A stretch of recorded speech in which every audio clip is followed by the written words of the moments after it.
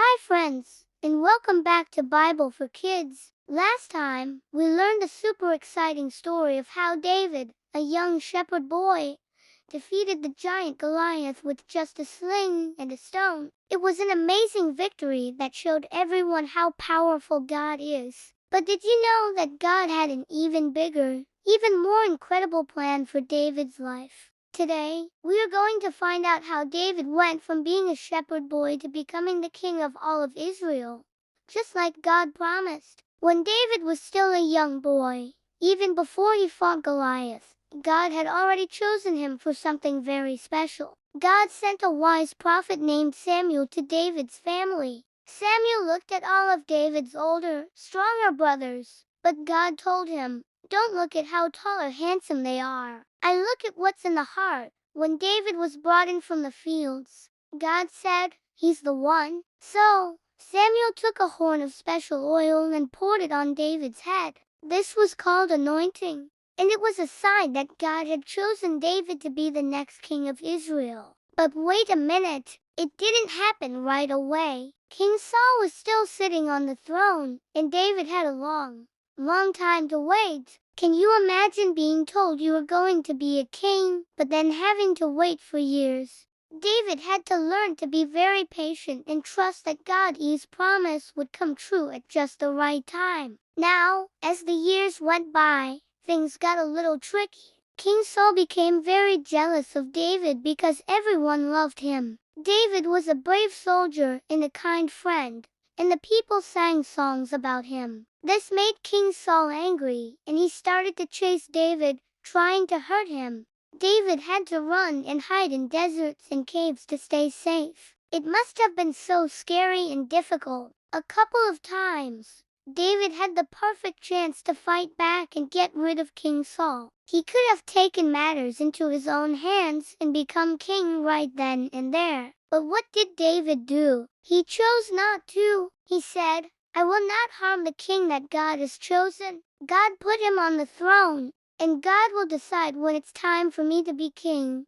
David trusted God's plan completely, even when it was really hard. Instead of fighting, he spent his time praying and trusting that God was in control. Finally, after many years of waiting, God's perfect time arrived. In a big battle, King Saul and his son Jonathan sadly passed away. When the people of Israel heard this, they knew exactly who their next leader should be. They remembered David's bravery, his kindness, and his strong faith in God. All the leaders from the tribes of Israel came to David and said, "You have led us in battle, and God has promised that you will be our shepherd and our ruler. David, you are our leader." And so, right there, they crowned David as the new king of all of Israel. The people cheered, and everyone celebrated. God's promise, made so many years ago when David was just a boy, had finally come true. King David ruled with kindness, courage, and a deep love for God,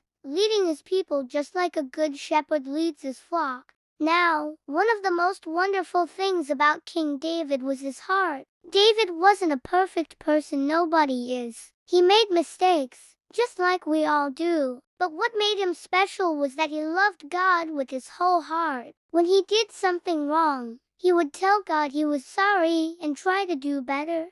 David loved to sing and write songs to God to show how much he loved him and trusted him. He wrote hundreds of these songs and prayers, and we can still read them today in the Bible. They're found in a special book called the Psalms. In the Psalms, David talks about being happy, sad, scared, and brave.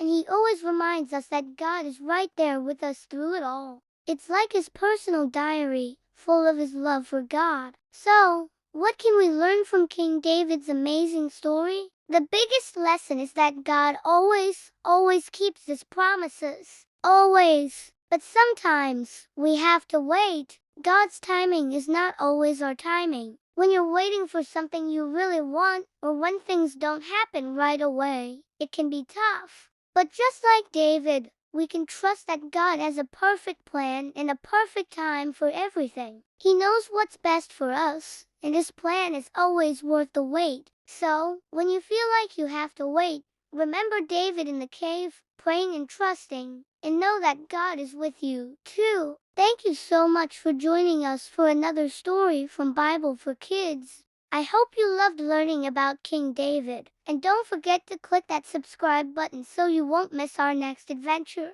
And always remember, God has a wonderful plan for you, and it's always worth the wait. See you next time.